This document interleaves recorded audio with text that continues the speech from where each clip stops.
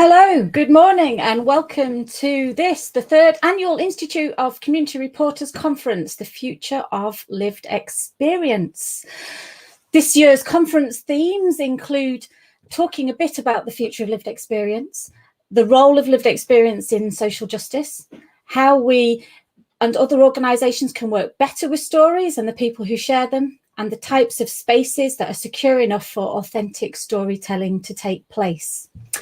Lots of you will be contributing to today's event by attending the various workshops that are happening today, interacting on social media and hopefully interacting in the chat for this broadcast. And as you can see on the screen, the Twitter handle or the hashtag that we want you to use in your social media tags posts today, hashtag ICRCon2021. And also welcome to today's broadcast. This is the first of 2 live broadcasts today, and this morning's broadcast is jam-packed full of amazing stories from people about lived experience storytelling. We'll be welcoming to the screen Maf Potts, founder of Camarados, and we'll be hearing about his experiences of working with lived experience, for better and worse. And we have an amazing panel of people waiting backstage from as far afield as Budapest in Hungary, with lived experience of storytelling, and they're going to share their experiences with you a bit later on. We would love to hear your thoughts, as I've already said, in the broadcast chat, so please do add your comments as we're going through. The broadcast this morning will include a video that summarises some of the key moments from the last year of community reporting. But to kick us off, we've got the first of a series of short pre-recorded talks of people talking about what lived experience storytelling means to them. The first one of those that we'll play in a moment is from one of my favourites, some words of wisdom from Aunt Sally, and long-time lived experience storyteller. Sally will share some of the things why it's important to her, not only that we tell stories of lived experience, but the difference that it can make when those stories are heard and acted on them. And some of the things that are important to think about when we do ask people to share their stories. So, Leon, if we can play Sally's story, that would be great. Hi, my name's Sally Percival, and I'm a carer. I'm a daughter, a sister, a lover, sometimes a nurse, very frequently a taxi driver. And all of that has given me lived experience. In a world that's so busy, the voice of lived experience is often lost or forgotten. So it's imperative that our voices are not only heard, but actively listened to. And then, as a part of that storytelling, we begin to see changes. It may be small changes, but we begin to see positive and constructive changes. Storytelling can also be used for education, to help people to see things from your perspective and from your point of view, which is often really, really important. However, for people to tell their story, you must be in a space that's accepting and nurturing and non-judgmental. When your environment has all of those things, you feel safe telling your story. You can be honest telling your story without having to worry about what's going to happen with it and what's going to happen when I tell the truth. So having that real safe space to be honest and authentic is so very important. The other aspect is relationships.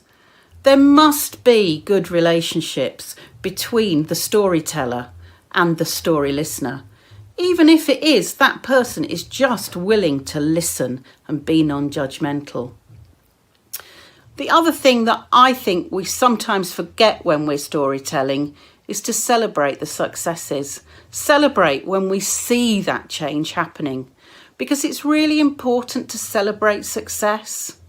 So with all of the storytelling that I've done, I've really found it empowering, telling those stories of my family. And sometimes they can be quite intimate, but when they're in the right environment, being listened to by the right people, great things can happen. So I intend to keep telling my story and telling my stories, but make sure they're in the right environment. Thank you.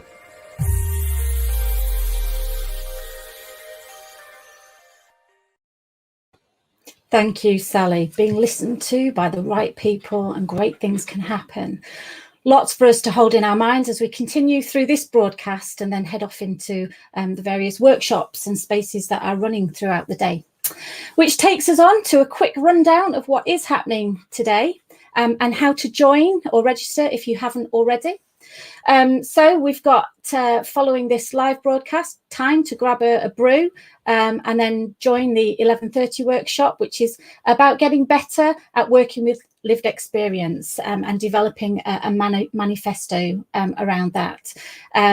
Earlier this year, we had the opportunity to work with some people and think about the dark side of storytelling and why people can be reluctant to share their lived experiences. And the conversation highlighted a number of reasons for this: how people are not valued, the expectations of what will change not being met, the environment that stories take place in, and the agenda that people have in terms of using stories. So there's a bit of a space to explore that a bit more with some other people. After that, there will be a number of workshops that are happening independently. They've been organised separately from the main programme, so those of you who have registered for those events will be aware where you need to be and what you're doing. But at the 4 p.m. live broadcast this afternoon, we will be hearing from those workshop leaders a little bit about what's been happening in those spaces. At 1:30, there'll be opportunity to join in a session looking at co-creating a day of action for online events and ideas next year. So we're hoping to do more of this offline in the real world, but it's likely that we will stick with some of this online stuff because it allows us to kind of engage with a much wider audience for these events. So please do join that if you're interested in shaping what happens this time next year. At 4 o'clock, we're back with a live stream to summarise what's happened during the day. And at 5 o'clock, you're very welcome to join the after party. And if you want to find out more about how to get involved in those sessions, if you haven't already registered, then please just email inquiries@peoplesvoicemedia.co.uk to grab a last minute ticket. Thank you, Leon, for that. Now we're going to go and have a quick look at some of the highlights, or highlights probably isn't the right word actually, some of the things that have happened over the last year in the world of community reporting. So Leon's just going to play a series of clips from the various bits of work that People's Voice Media have been involved with over the last year or so. Thank you, Leon. I remember going to the supermarket and not being able to find tin tomatoes. My partner came back on Mother's Day with tin tomatoes and I cried. It was like, you can keep your roses, you can keep your chocolates. You found me tin tomatoes. I was just beside myself. I'd love to go face to face, but I can't, which is blooming annoying. So really, I've just adapted to using technology where appropriate. I mean, it's there, use it. So when it works. When we talk about housing, we have to talk about a range of housing. We have to talk about accommodation to suit all the various needs, because one size does not fit all. Hope. They've given me a lot. The false hope in a way. They've been giving me, oh yes, we've got your property. Oh no, somebody's taken back the tenancy. They're not actually moving out. So it was just false hope, really. And I think that they needed to address, because of my experiences in life. I felt like that could have been a bit more taken on board. And they got quite a bad outbreak, and it was before as much testing, and they lost about 65% of their residents to COVID, and that was having a real impact on him. And it wouldn't normally, I work in a care home, death unfortunately is part of that package, and he's quite hard, and he was a bit broken. And that's where I got all my peer mentoring qualifications from. Mm-hmm. And I was there for 7 years. And then you'll end up getting my own flat at the age of 19. So that's one of my proudest things, because not many people can live on their own at 19. Absolutely. I think still being here is quite a big achievement. I've even been managed to keep going. It's not been easy. Yeah, I sort of struggle to say I'm proud of myself. At rock bottom, I'd tried to take my life. I couldn't stand this vice around my neck any longer. There would just seem to be no way out. And I found them, almost 2 years ago. Well, yes, will be more than 2 years ago. And 22 months on, I haven't had a gambled since. I always remember when my housemate left. I think I was in week 7, and I thought, how am I going to cope without this guy? This guy's supported me for the last 6 weeks in treatment. He's now leaving me, and so that was quite weird. But then I had I had a sense that I was now the furthest person along the line. So I'd got 5 other people that had joined the journey after me, and I just found that I started to become kind of like a dad. We moved in less than a week later, and a lot of people have gained IT courses, exams, and the use of how to use a laptop, things like that. With my suggestion of moving into the community hub, and I feel really proud that I'm helping the tenants to get Wi-Fi connected if they haven't got it at home, or just to give them some experience of being on a laptop or a tablet, and that makes me feel proud. And sometimes with community groups, they meet during the day, and that doesn't include people. So what they do is they change the times of their meetings, or every other month they'll have an evening meeting to involve, and they try to involve everybody and think of everybody.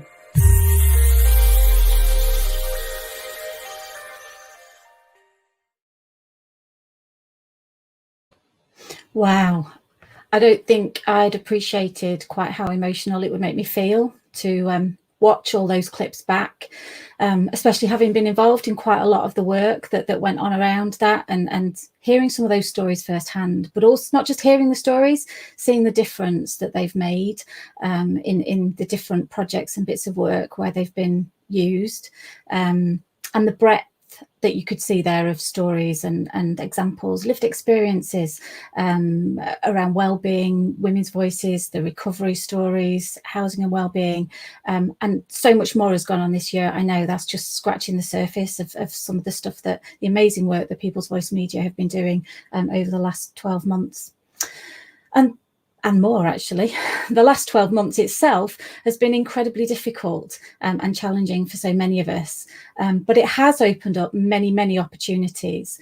And I think the way that People's Voice Media have responded to that in taking the training and the storytelling online has opened up so many opportunities for people to share their lived experience.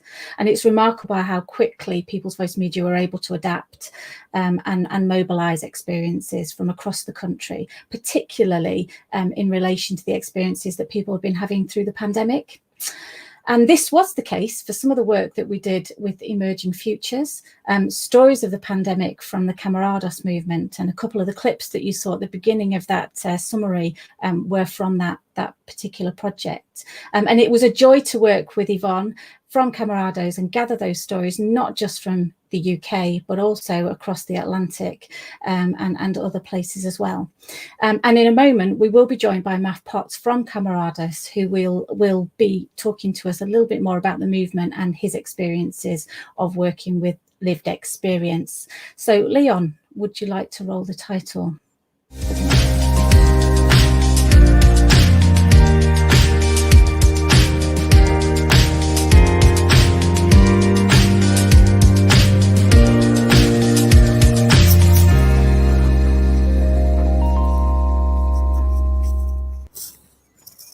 Maff, our guest.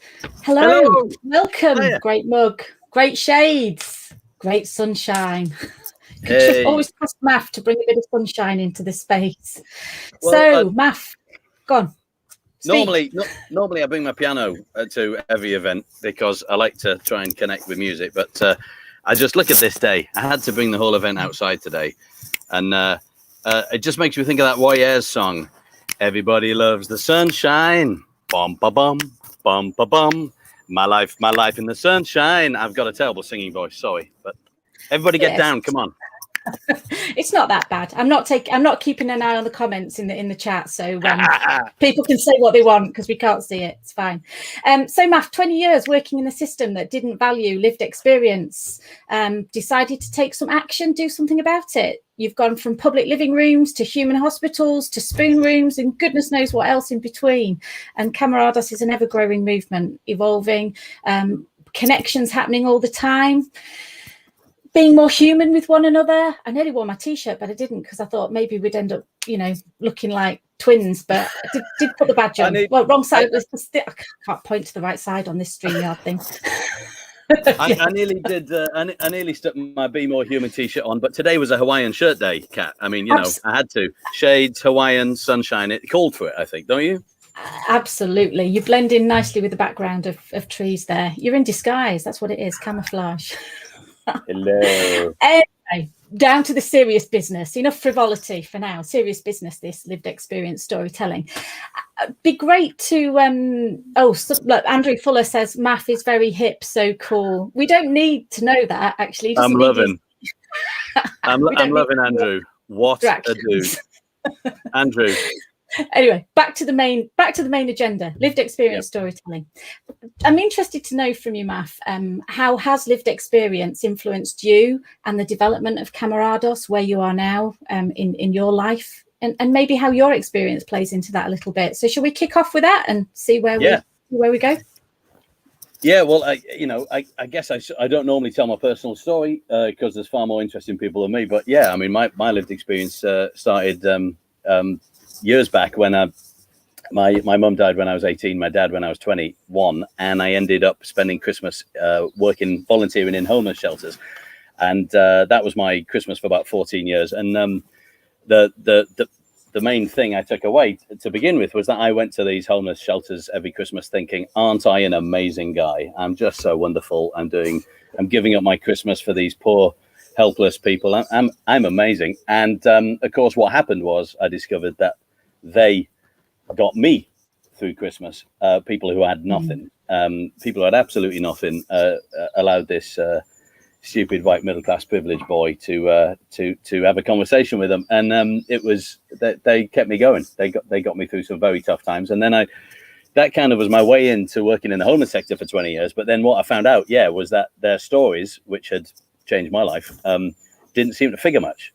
They weren't in the boardroom, they weren't in meetings, they weren't in any business plans that we were all doing, and we sort of got lost, really. So I don't know if you remember, but there was a big funding stream called Supporting People, and supporting people was, in many ways was a very good thing for raising quality in the sector and all that, and millions and millions of pounds for services. But it had this requirement for service user involvement. And I don't know about you, but it just became very tokenistic very quickly. And it was crap. Basically, there was just really bad service user involvement everywhere. It was marginalised. It was a very fringe thing, and so I think that's why a lot of people have set up lived experience organisations, because they've wanted to say, look, this is how you do it, you know, and this is how you involve voices. The only way I could find out what was going on, because by the way, I ended up running charities and stuff. I ended up bizarrely running the biggest homeless provider in the country. And I used to not be able to find out what was going on. And people were dying. I had a death every 16 days in my services. And mostly people taking their own life or accidental overdose. And I couldn't find out what was going on. People wouldn't tell me because I was the boss. So I had to do mystery shopping. And I used to check myself into hostels as a homeless person and spend the night. And it was the only way. It was the only way I could find out what was going on. And I tell you, sitting on the bed of folk near me, I mean, what one experience, I arrived at this hostel, it was bloody awful, checked in the night, middle of the night, got in, sat on my bed, cracked mirror, broken coat hanger in the wardrobe, a Tesco bag of toiletries on my plastic sheeted bed. And I was sat there, and I tell you, I just, you know, I was in a good place, but I felt like I was in the depths of despair. And there was a knock on my door, and turned out, I thought, oh, right, key worker, great, the system works. No, it was the fella over the way. And he knocked on the door, and his words were, come and have a brew, and I'll tell you how to survive this place. And this was one of my projects. And I learned more in a couple of hours having a brew with him than I did in 6 months of committees and meetings and board meetings. And that's where the stories are, and that's where you got to be. That's wow, what a powerful story, Math, and that takes me right into the heart of some of the work that we've been doing this year with the Care Quality Commission around closed cultures as well, and how hard it is to actually connect with and hear from the people whose experience really matters in all this. But you touched on something there around, you know, you talked about the work that was encouraged some years back around service user involvement. Wow, there's a phrase. if there was ever yeah, wonky words. You know, service user, what's that about? You know, camarados is a word that you use to refer to people and describe people. So, you know, where's that come from for you, and why is that important in all of this? To be honest, when the system sort of spewed me out, or I made myself unemployable after a while because it was doing my head in, I ended up starting this movement in my own bedroom. And I just wanted to cut out the institutions which I felt filtered out people's stories and go direct to people in communities. And when we did that, I just wanted to call it something that didn't have a label. And I used to refer to people as my camarado because I'm a big fan of Walt Whitman, the American poet. And he wrote a poem called Song for the Open Road, in which he said, oh, sorry, I'm being put my other headphone in. Oh, sorry. There you go. Can you hear me now? Yes, we can hear you. Good. Yeah. So basically, Walt Whitman wrote this poem, Song for the Open Road. And he said, on the open road of life, you're more important than food, more important than money. You need a camarado on the road with you. And so we use this word camarados. Now, the benefit of calling ourselves a camarado is nobody knows what it means. So it doesn't come with any baggage, right? It can mean whatever you want. And what it isn't is it isn't client, it isn't service user, it isn't student or doctor or teacher or patient or mental health sufferer or whatever. It isn't victim. It's just camarado. And so it cuts out and blocks out those labels. And you can just say, I'm your camarado. I've got your back. And it was a fella called Wayne, who was sort of 6'4", bald head, looks like the butler in the Addams Family, terrifying, but is absolutely beautiful man. He came into one of our public living rooms, and we overheard him say to someone, "Listen, pal, I'm not your friend, but I'm your camarado. I've got your back, all right." And when we said to him, "What does that mean? You know, why can't you be his friend?" He said, friends, you know, it's a bit heavy. You got to fix your friends. You got to sort them out. He said, what I need is I just need someone alongside me for 10 minutes. And he said, a camarado is halfway between a stranger and a friend. And that was you could call that our lived experience moment. He told us who we were. He defined what it was. So we changed our name at Company of House, and my little team is now the Association of Camarados. And Camarados is a noun. It is you. It is me looking out for each other. Yeah, I think one of the things that struck me most when I was kind of first encountered Camarados, I think via the magical world of Twitter, was when you were in the throes of the human hospitals work that you were doing, TPs in hospital atriums. And I think that sums up a lot of what you've just said. But the stories that you gathered through that process, I mean, maybe just share a little bit about that for people to hear. Yeah. Yeah, well, I just really want to give a massive shout out to what you folks do at the Institute of Community Reporting. It's been the best thing of this year meeting you folks, because I feel like we're family, and I've been meaning, you know, to find someone like you in our life for Camarados, because stories, we came late to it. We made lots of mistakes, as we all do, in developing our movement. And one thing we came late to was the power of stories.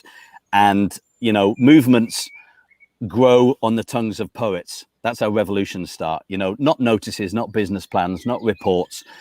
And so in our public living rooms in the hospitals, as you say, we didn't have notices. What we did was we hung people's stories from washing lines on postcards. People wrote them on postcards. And rather than walking in and seeing a notice which says, hey, use this space to connect with each other and change your life, you know, that wouldn't work. What you would walk in is you'd see a story like we found in these hospitals, which said, I've just said goodbye to my husband for the last time on the cardiac ward. I came in here and a stranger got me through the night. A lovely woman talked to me through the night. Boom. Now I understand exactly what this space is for. A cancer surgeon came in his scrubs and he said, I've heard about this place and I think I need it. I'm not coping. This is a cancer surgeon. You know, I mean, surgeons are like, you know, gods, aren't they? And a patient said, do you need a hug, love? And she got up and gave him a hug. And they laughed and they had a bit of a chat and on they went. And, you know, that for me is, that story is like the best thing for showing that power can go like that, you know, and we all just need to be a little bit more mutual. And we wouldn't have got that had we not had the story, you know. So, you know, stick your reports and your business plans. Let's have more stories. Stories. Absolutely. Yeah, definitely. And you know how I feel about business plans and spreadsheets and all other such wonky things.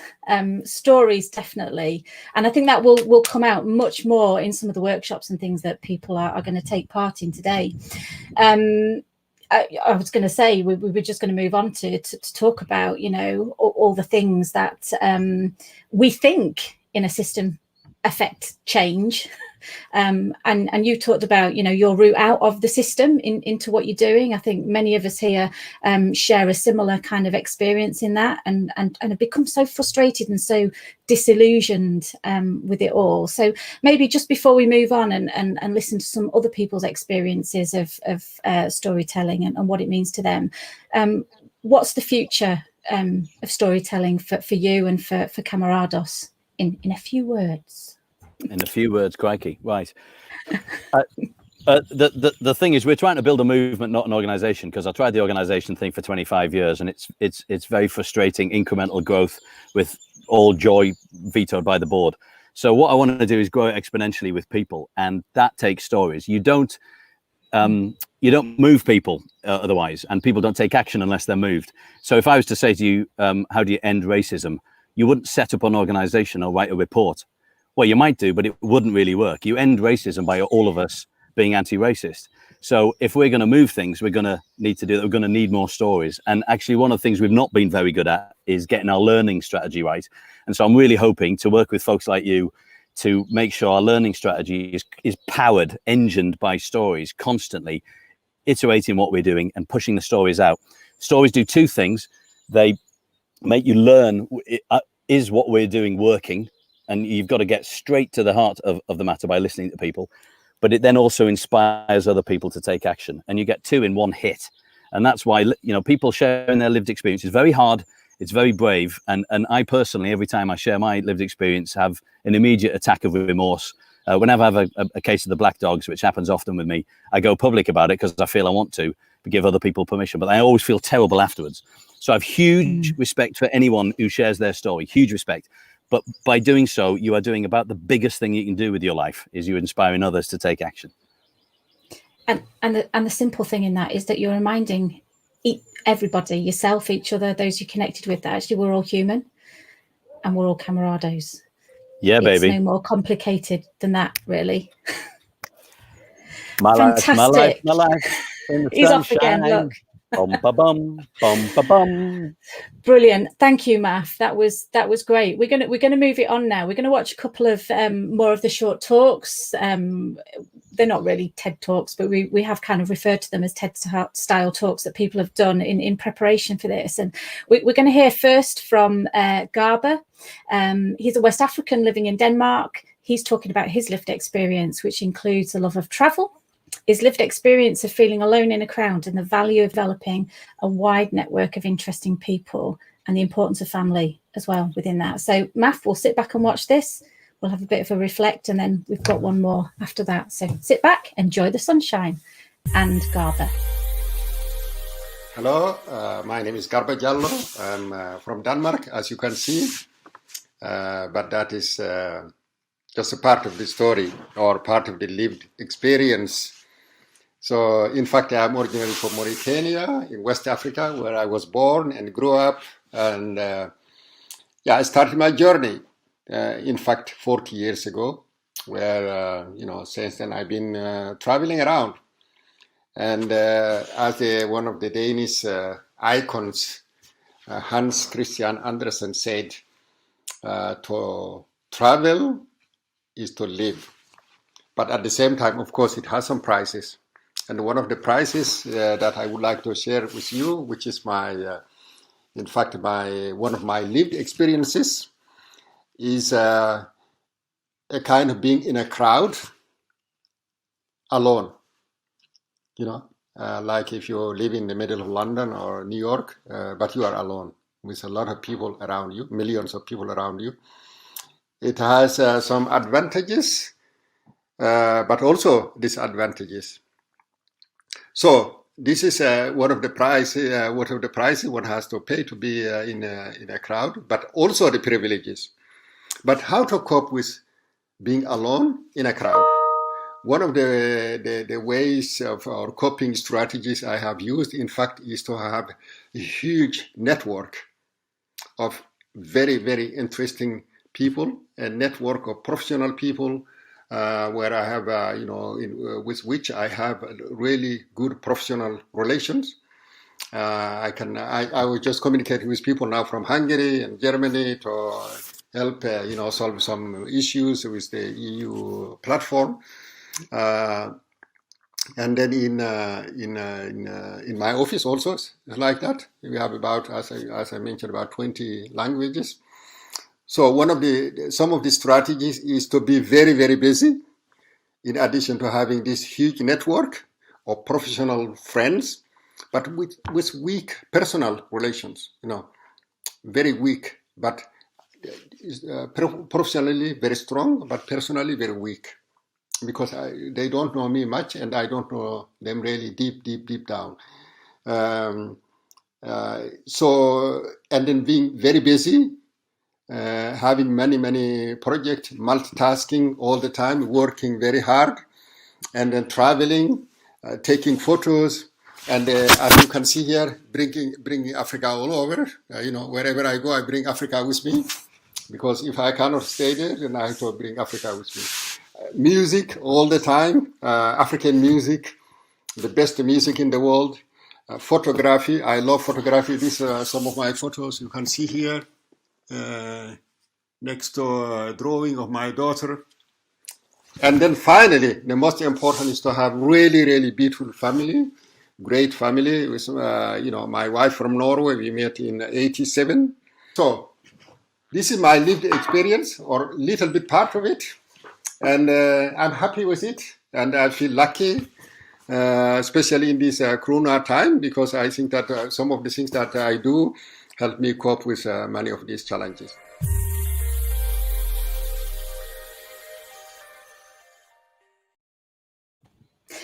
Wow, that's so much in there. I think what really struck me from that was he was talking there about knowing people in his network professionally, but how he doesn't really know people.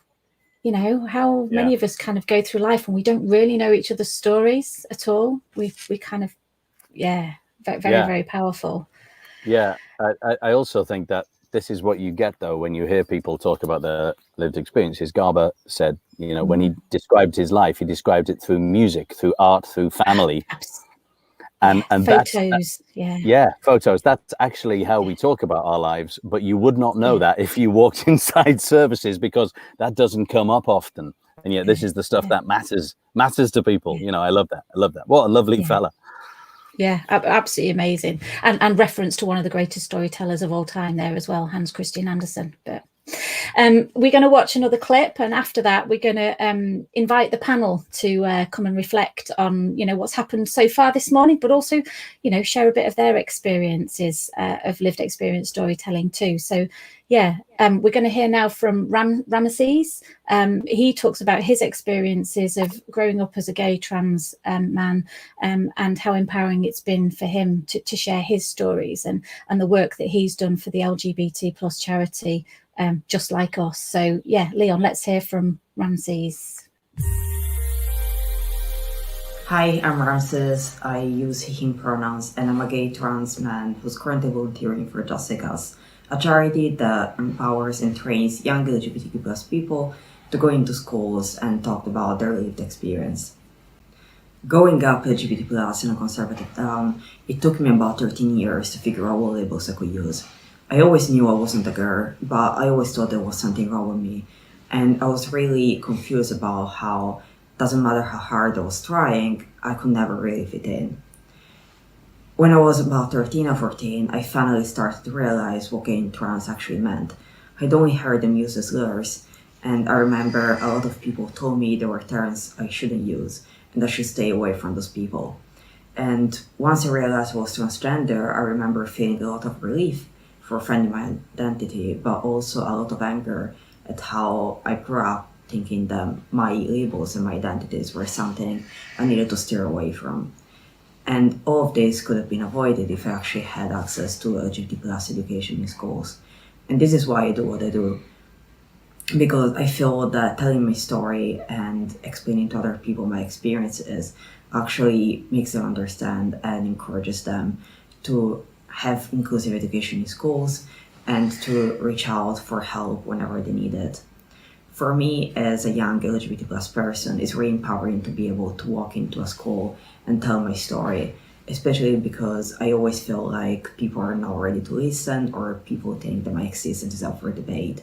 And being able to be offered a platform and a space to talk about nothing more than my story and my struggles, but also the positive things that came to me growing up, and talking about how being gay and trans brings me joy, is incredibly empowering and liberating. I really hope, even aside from Just Like Us, I can continue to be involved in the community, telling my story. A lot of people never talked to a trans person before when they meet me, and I can definitely see the difference after they hear about my lived experience. I feel that for a lot of people, LGBT plus people tend to be really abstract, and they think that as a concept, it's not something that really applies to actual people until they actually get to talk to some of them. And one of the reasons why I love volunteering for Just Like Us is that the fact that it really brings people together, not just LGBT plus people, but allies and cisgender heterosexual people as well. Just to wrap this up, I just want to once again explain how important lived experience is, especially when it comes to LGBT plus people. There is a lot of debate around our identities, but it's so important to hear first-hand experiences from our community to really understand what being LGBT plus is about. There isn't a right or wrong way to be LGBT plus, and that's one of the most important messages. Hearing other LGBT plus people's experiences before would have literally changed my life, and I really hope I can be for other people the role model I needed while growing up.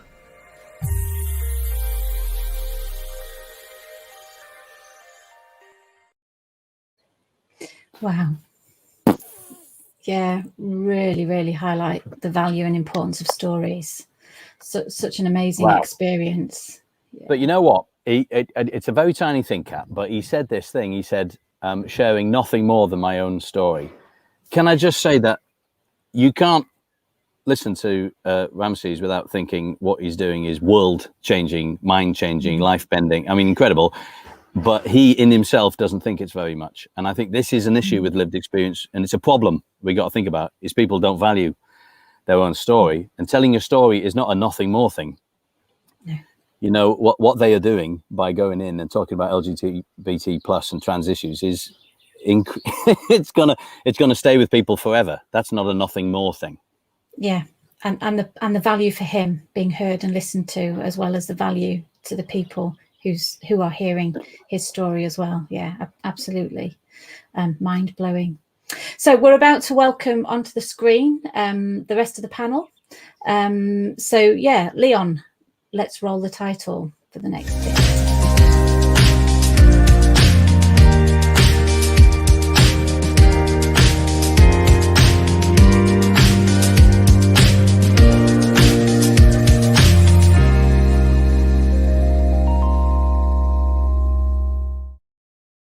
Boom, and there they all were. Wow, that's amazing.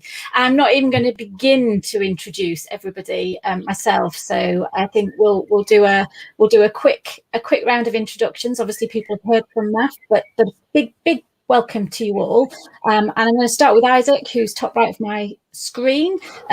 Just a very brief introduction, Isaac, and why lived experience is important. Storytelling. I'll start again. Why lived experience storytelling is important to you.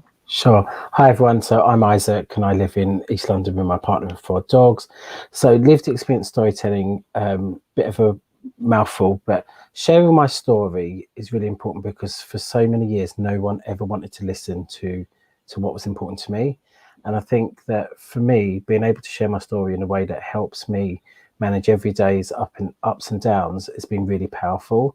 So from a time where I didn't really want to be on this planet, and shared my story because it was the only way that I could tell people what was important to me, to now really valuing sharing my story to really help people understand what's important to me and my family.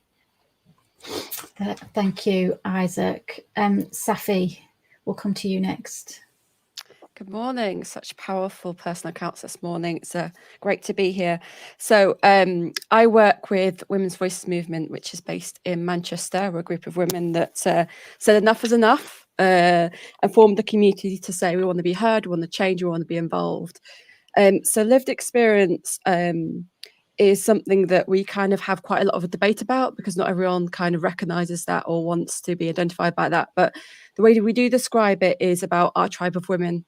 And that we feel is a bit more exclusive because then people can describe their own reality using the words that mean something to them.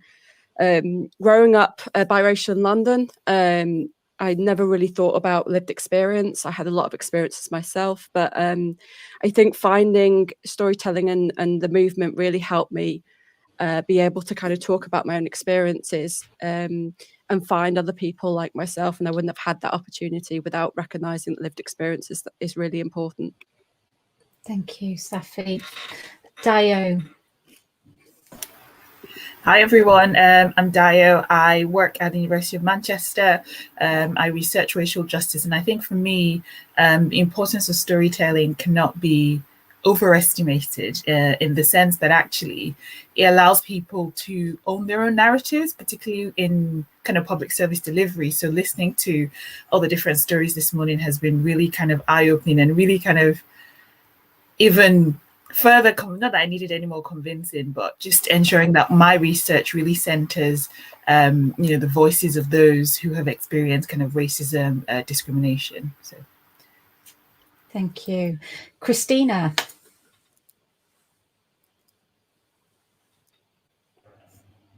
Hi, thank you. I agree with Dio. I myself use rather storytelling for understanding, listening to people, less maybe to tell my story, but this is because this is how I met this method. We used it in different projects where we try to see how stories of people can be an added value to understand local needs in specific situations like problems with linked to diversity, discrimination, and how can this help better identifying policies on local level?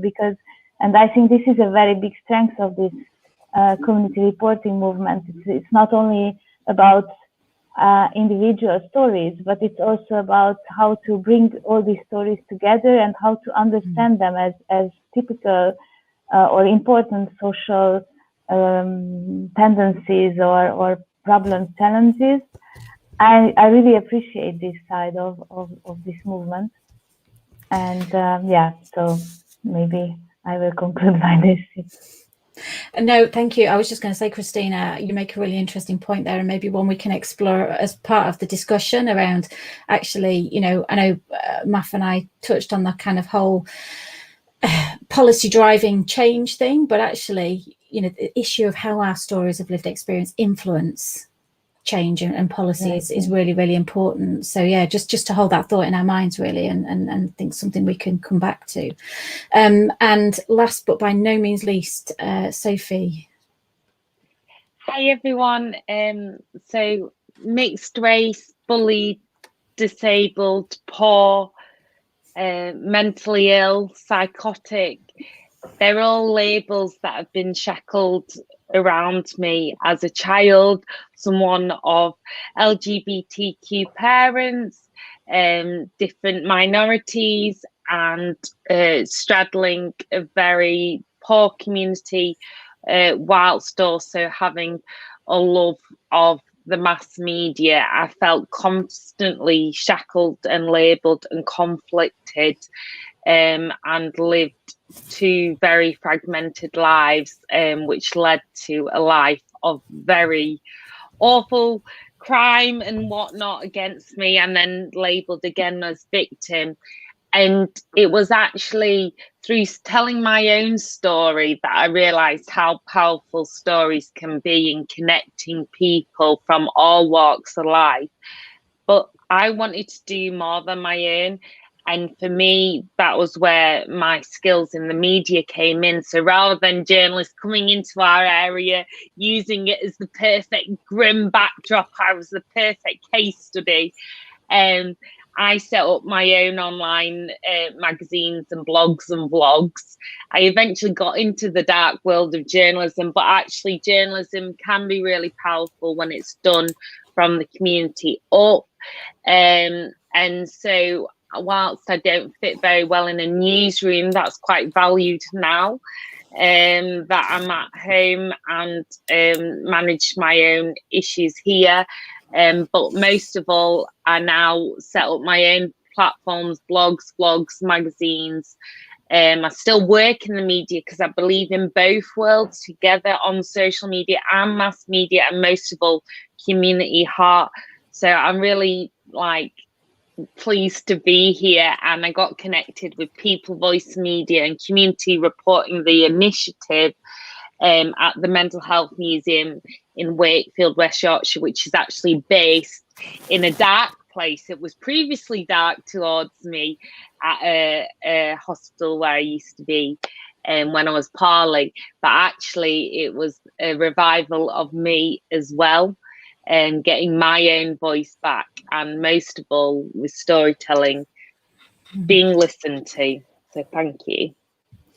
That's amazing. Thank you, Sophie. Yeah, and you know, we've got about 10 or 15 minutes this morning just to explore a little bit more about this whole kind of concept of lived experience storytelling. But what strikes me already just listening to you is the wealth of experience that you all bring and how lived it all is. And actually it is just part of who we are.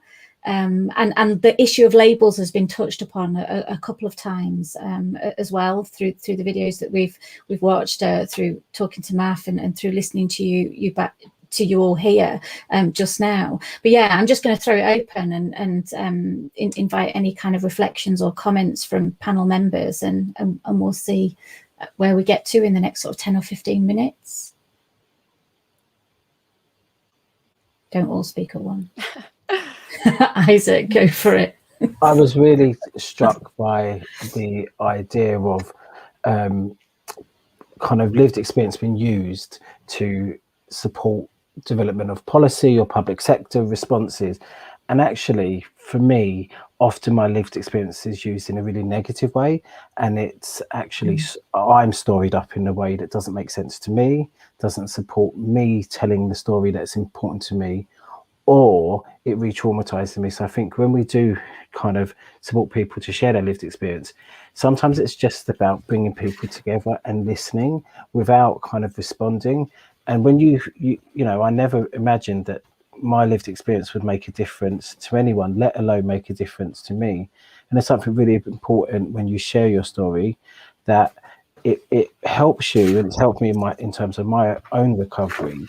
And you know, Sophie's point that often we're invited into these places and spaces that have been places where we've experienced racism or we've experienced trauma, and sharing our story in those spaces is something really powerful. To reclaim your story is so wonderful. Thank you. Yeah. And anybody want to go, Sophie? Yeah, I was also saying I totally agree with Isaac there. And something that struck me with Matt as well is that name Camarado. I've written it down.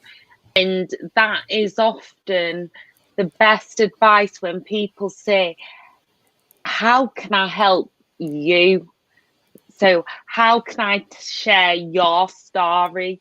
So there's not many other journalists I can tell you shimmy it out and dance on the side, because sometimes I can't tell my story through the written word. I can't tell my story through the spoken word, but I can move, or it's connecting with storytelling on a plethora of levels. But like you say, it's also about us listening to others and being camarados for one another, being just asking people, no matter what, I'm not making assumptions on how you look, how you present, how you communicate. I am by your side. No matter what there is on road and how you sound, how you look, all of that gone, I'm by your side. Thank you, Sophie. Yeah, and one of the principles of Camaradas is if you see people struggling, ask them to help you, which is, you know, makes a lot of sense really when you think about it. Christina, do you want to offer any more thoughts and reflections?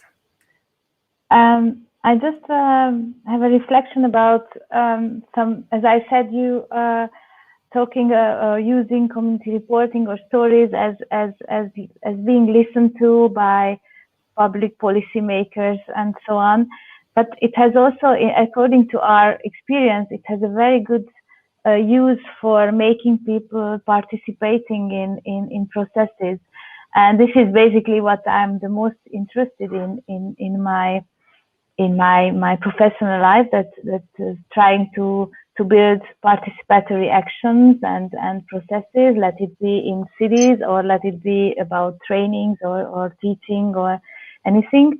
And I just discovered how much this method can involve people, engage people into, through dialoguing, discussion, the more and more they become, or they might become active for telling their opinion. And through this to do something for, or to be active, more active in certain situations. But I also wanted to share with you an interesting experience we had in Hungary, as I'm from Budapest. And one of our projects was about diversity. We just made interviews with people in 4 different cities in Europe. And so in Hungary, the scare or the fear of our partners was that people will not dare to talk, and because they will be, because it will basically be a public feature, it will be put on internet, and that people in Hungary are not really daring to talk because they are afraid of criticizing a system that could be pushed back on them. And the funny thing was that at the end, when they discovered that it's basically about their own stories, they talked a lot. even more than in any other spaces, other places. And they had a very clear vision about the social challenges and problems that were around them.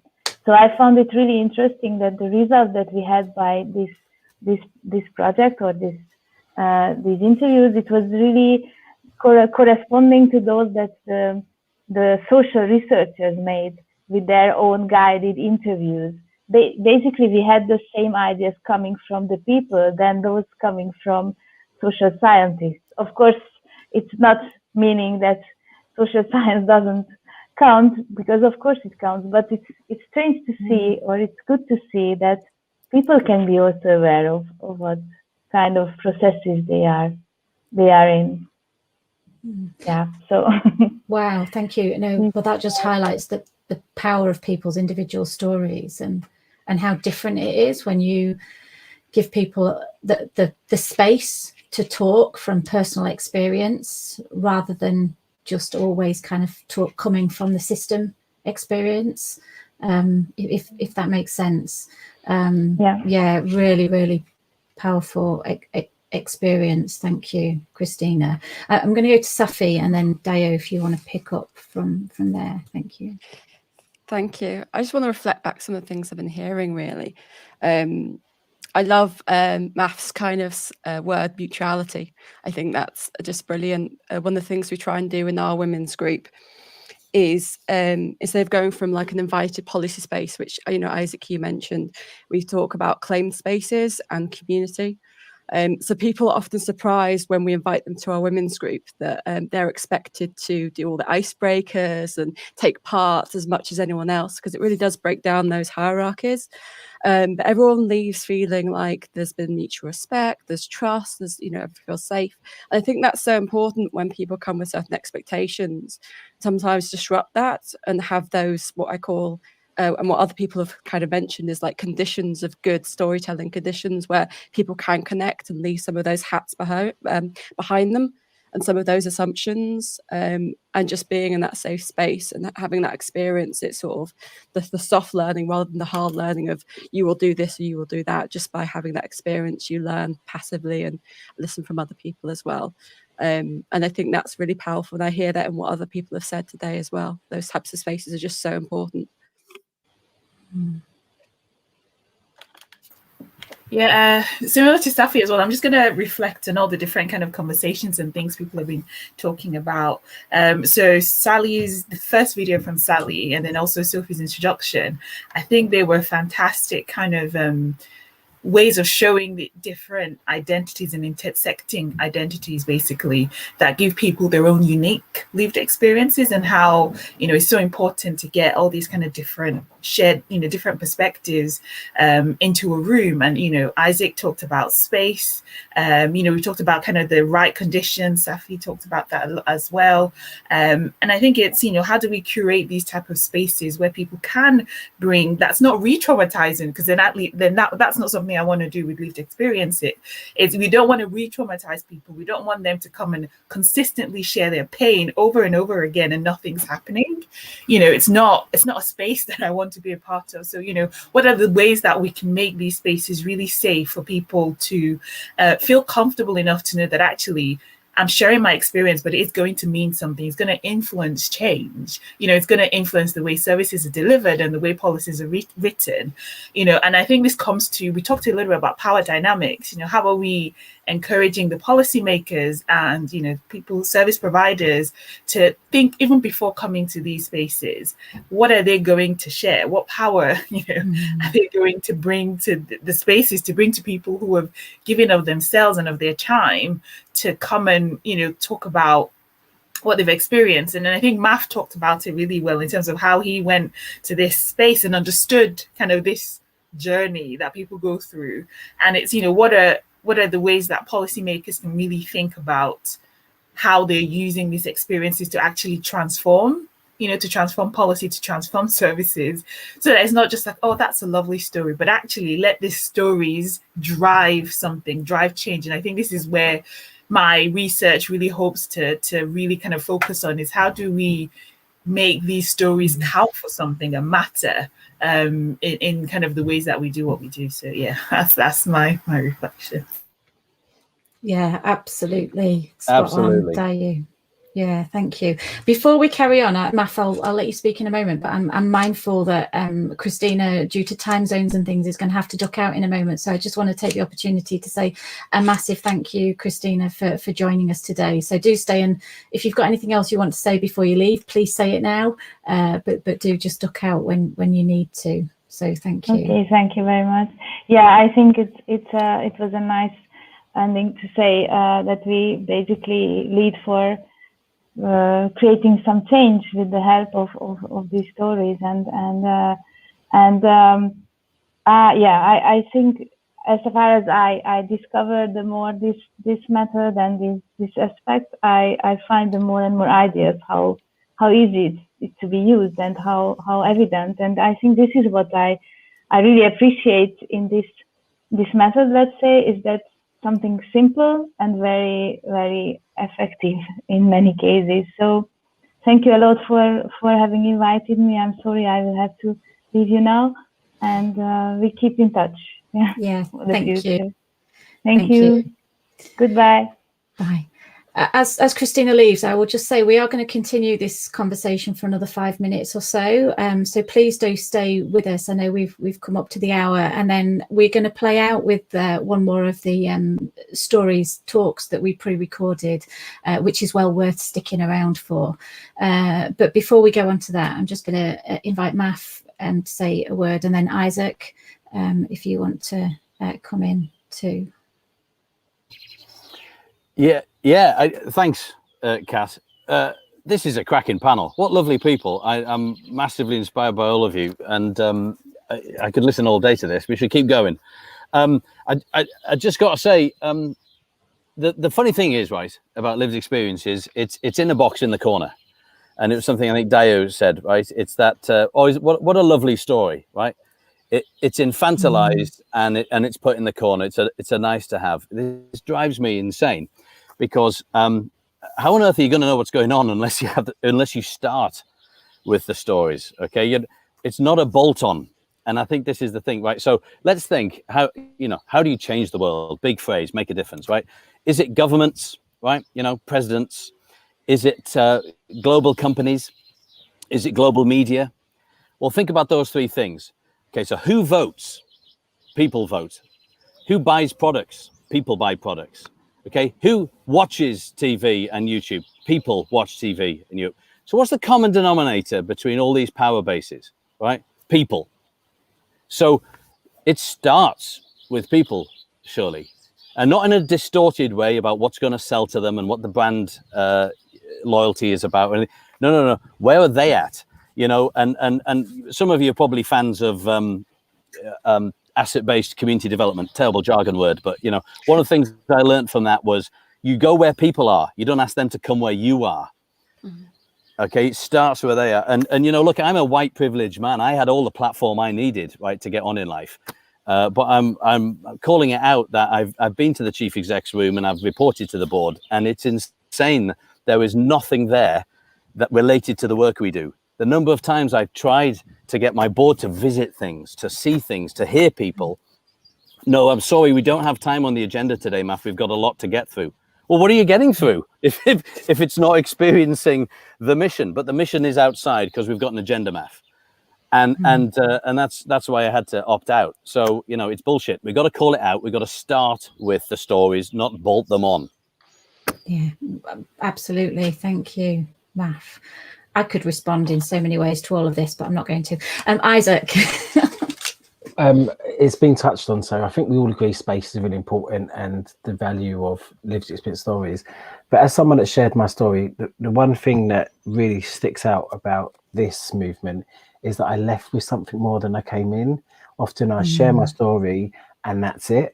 And actually I left with being able to collect other people's stories. And that is really powerful.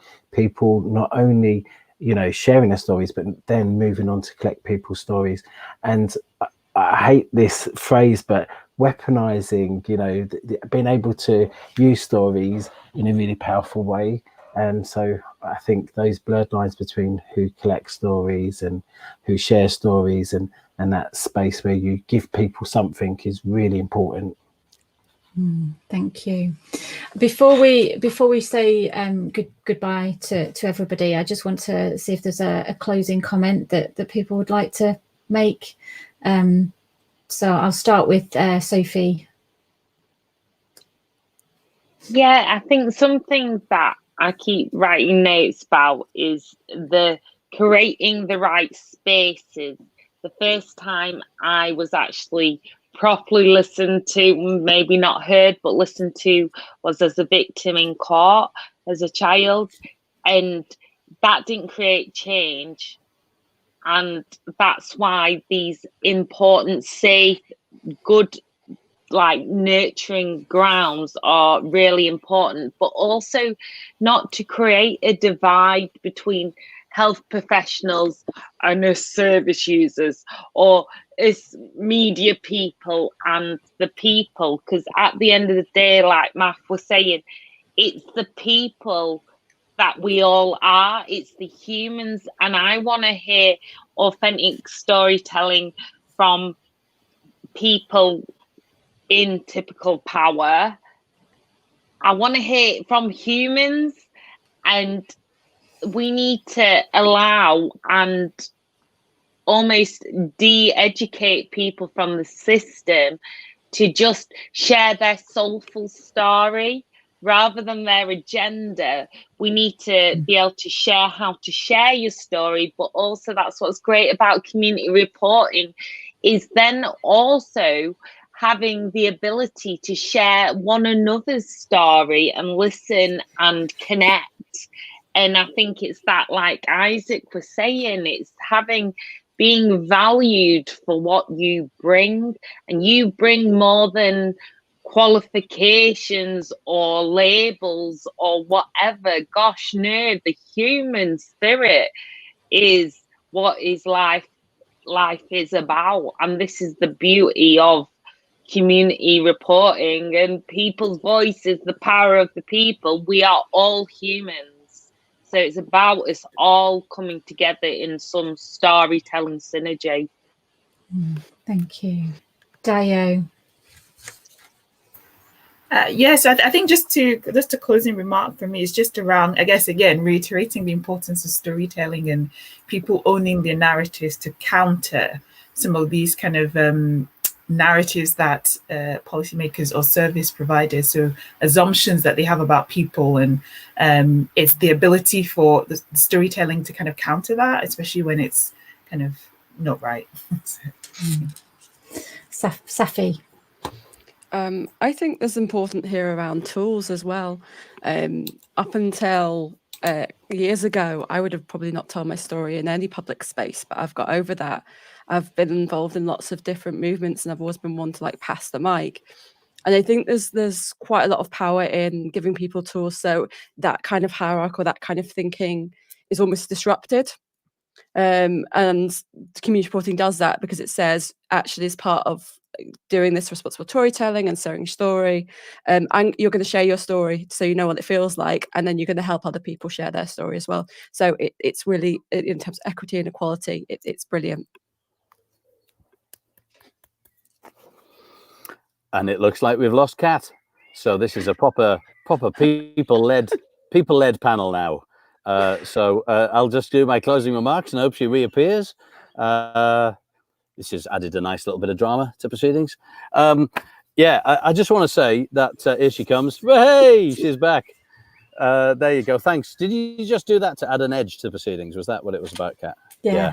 I like to keep people on the toes. I like to remind people that I'm just a bit shit sometimes as well. Yes. Just to quote another Camarados principle. So very important Camarados principle. We have a badge. You can have one. I'm a bit shit sometimes. I just want to say to the people on the panel today that you've put fuel in my tank, and this is what stories do: is they put fuel in the tank, because this is what lifts you up and makes you do stuff. We're not machines, right? We're powered by heart and soul, and we know this. I mean, it's obvious, and but that's what stories do, and that's what your presence today has done. It's put fuel in my tank. Thank you so much to everybody. Brilliant. Thank you. Isaac, I think. So for me, it's everybody's stories matter. Everyone has the right to share their story in a way that makes sense to them. And the bit of advice I would give probably would be that here we're probably speaking to people that are in our echo chamber, and a lot of people don't see the value of storytelling. So what we need to do is support people to really understand that it's a really powerful way of keeping it real. And there's no one way to share a story as long as it doesn't cause any damage and people own it and are part of it. Storytelling has changed my life. I love my life, and that has come around because of my story sharing. Thank you. What an amazing place to finish. Thank you, all of you. Just an incredible experience, just listening to the different stories and experiences that you all bring, and all of it, as I've said before, is lived experience. You know, let's get it out of the box, get the boxes off people's heads, and just see people for who they are and what they are and the experience that they bring. Thank you. Before we finish the broadcast today, I'm just going to do a very quick recap of what's coming up. You've got time still to grab a brew before heading to workshops that start at 11:30. As I said earlier, time to think about what a lived experience manifesto might look like with the People's Voice Media crew, co-creating a day of action for next year's event at 1:30, with some other sessions happening in between, facilitated by a range of people and organisations. Back at 4 o'clock to hear about what has been going on in the day and more conversation as we've had this morning. And please do join us at 5 o'clock for the after party, but afraid you're going to have to bring your own drinks. So if you want to find out how to access any of those, please do email inquiries@peoplesvoicemedia.co.uk if you haven't already registered, and we can ping you over a link for our last minute ticket for anything that you want to join in with today. Before we wind up the broadcast completely, we are just going to say goodbye now, but we're going to be played out by Glenda Rome, who's a filmmaker, and she shares her experience of delivering lived experience workshops in a way that is allowing people to set the agenda. And this is just a powerful story, really. It doesn't need much more setting up from me. So I'm just going to let it play out. Wish you well for the day. We can change the world with stories. So off you go and do so. And we'll be back with the broadcast at 4 o'clock. Thank you. Goodbye. Hi there, my name is Glenda Rome. I am a filmmaker based in Edinburgh in Scotland. I've been making films and facilitating filmmaking workshops and empowering other people to make films for many years. And I guess approaches to that have changed quite a lot over time. So I just wanted to talk a little bit about a project that I worked on a few years ago before lockdown. It's quite an interesting project. The project involved working with the older LGBT community in Glasgow. And there had been a study that had been done which came up with a statistic, which was that there was a very few, or in many cases no, LGBT residents in care homes. And this raised a really interesting question of like, well, why was that? Of course there was, but it just made it apparent that people were not feeling comfortable about being open about their sexual or gender identity in older life or in the care sector, especially in the care home sector. So we then took that information and we decided to make a film about it, but it was very much, it had to be really about coming from a sort of authentic voice of the people who had lived experience of that. So we got a group together, and I think rather than going in with the preconception of like, we are going to make a film, we left it completely open. We left it up to be, we had to come in as like observers really, and let them tell their story. And so it was, I've not really worked with, like this, I don't think, before. you know, usually you come in with a bit of an agenda, a bit of an end result in your head. But in this situation, we didn't. We were completely open. It could be a poem, a song, a drama, a poem, a documentary. In the end, it ended up being a documentary. But just leaving it really open like that and letting it evolve organically, letting the participants really share their experience, let them investigate it, let them reach their own conclusions, made it actually evolve into quite a powerful little film.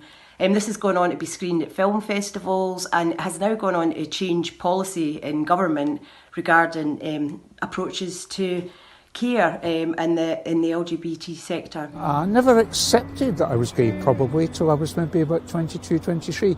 And I came from a household with parents who were quite religious. In those days, being gay at all was something that wasn't spoken about. The word didn't exist. You knew you were different. But it was something that was completely taboo. It was illegal. And it was quite a crisis for me. So, I think for me, it was a really big learning curve about really how to give people an authentic voice and how to empower people to tell their story without going in with my preconceptions as a filmmaker. So it was really about, letting them tell their story, empowering them to do that. And I think everyone got a lot out of it. People felt like they had really been heard and recognised. And I think that's why the film turned out to be such a success. So that's my experience, and I hope that's helpful. And it was a great project to be involved with, and hopefully there'll be more like that.